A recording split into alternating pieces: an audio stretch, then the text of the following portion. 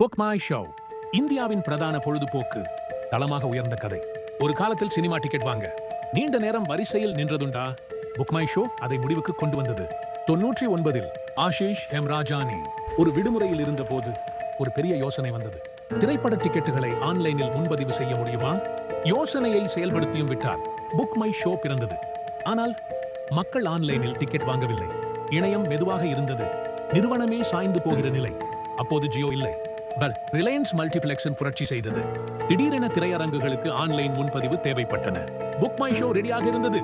2012க்குள் திரைப்படங்களுக்கு மட்டும் இல்லாமல் கச்சேரிகள், IPL, நகைச்சுவை நிகழ்ச்சிகள் மற்றும் பலவுக்கும் டிக்கெட்டுகள் விற்றது. பிறகு கோவிட்-19 வந்தது. பெரிய வீழ்ச்சி.